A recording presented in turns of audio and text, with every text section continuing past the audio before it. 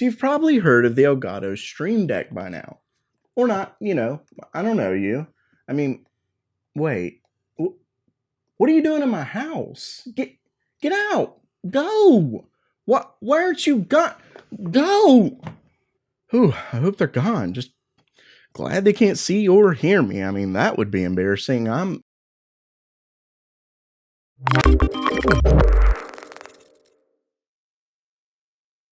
Welcome back to GamerMeld. So what is this thing? Well, it's called the Elgato Stream Deck, and it's basically a live macro keyset keyboard thing. That is to say, it's a set of 15 programmable keys, each with their own backlit LCD screen that's housed in a rubber switch. It's actually something I specifically contacted Elgato to see about trying out, and luckily they sent one over. Thanks for that, but I'll try my best not to let it influence the review. So what does it do exactly? Well, anything you want it to. That's kind of the beauty of it. It's clearly designed with streamers in mind, so it has some brilliant features built in just for that, like scene switching, muting and unmuting mics, and even having a separate icon for when a scene isn't selected, and plenty more. But what's awesome is that you're able to do so much beyond streaming related tasks, and that's thanks to just 3 features. The first is simply in the concept of the LCD screens themselves. They give you an option to upload a photo as the key image. So as you can guess, what your keys can look like are limitless. That means you don't have to stick to the mostly streaming related default icons on the Elgato.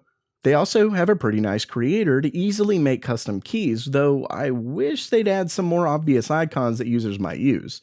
Of course, you can always head over to iconfinder.com to get tons more options. To top it off, they allow folders, so while there's only 15 keys, they each branch into 14 more with a back button. And guess what? They recently released the option for nested folders, which means you can have folders inside folders for literally an unlimited amount of keys. The second feature that opens up millions of possibilities is turning switches into hotkeys. Now, if you don't use macros or hotkeys very often, this might not make much sense, but there's so many possibilities. Take for example something I always hate. My living room is currently set up with both my main TV and 2 monitors on my desk that output from my PC. It allows me to game on the couch or at my desk, watch YouTube straight from Chrome on my TV, and the list goes on. The only problem is that I have to constantly switch the audio output from my headset, TV, or desk speakers depending on what I'm doing. Well, there's a really great app called Sound Switch that cycles through all of my outputs with a hotkey. So all I had to do was set up a hotkey to cycle through these with Elgato, and that's just one of thousands of examples. You could set up a key press to start recording your game, or for creators, there's a ton of ways you can use hotkeys with your editing software given it supports them. Basically, you're mostly only limited by your imagination. Now, the third feature can actually be done through hotkeys, but it's really seamless here. You're able to open up any app with just a press of a button. That may not sound like much, but there's an app for the programmers out there called Auto Hotkey. For those who don't know, Auto Hotkey allows you to create and run scripts that do almost anything in Windows that your heart desires.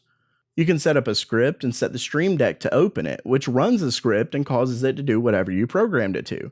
That, and you can obviously have all your favorite apps and games set to open with a key press, which is pretty great in and of itself. Okay. For all its great possibilities, the Elgato Stream Deck does have one major drawback. It isn't cheap. The Stream Deck comes in at $150, and I'd honestly say it's mostly only justifiable by professionals and streamers because while there's a ton of awesome things you can do, the average user wouldn't be able to justify the purchase in my eyes. With that said, most any macro pads, which you can use, or you can even use keyboards, though some functionality will be gone, said macro pads similar start at $80 or $90 and they require you to print and cut out paper to have the icons. Or you could get a keyboard with custom keycaps for your favorite Adobe software for $140. Basically, for those who will absolutely use it, I can't say enough good things about it. Of course, the key is those who will use it and know it. While trying to integrate it into my workflow, I learned that much of the things I do in, say, Premiere, I already know the shortcuts for, so I couldn't add too many things.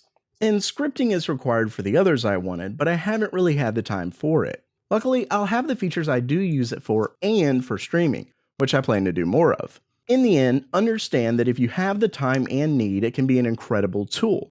But maybe look up the keys you'd use it for to determine if that's the case before you purchase it. So while that does it for today, what do you think of the Stream Deck? Too pricey, or is it just right? Let me know down in the comments below. And if you liked the video, definitely don't forget to subscribe for all things gaming hardware news and reviews. And as always, have a great day.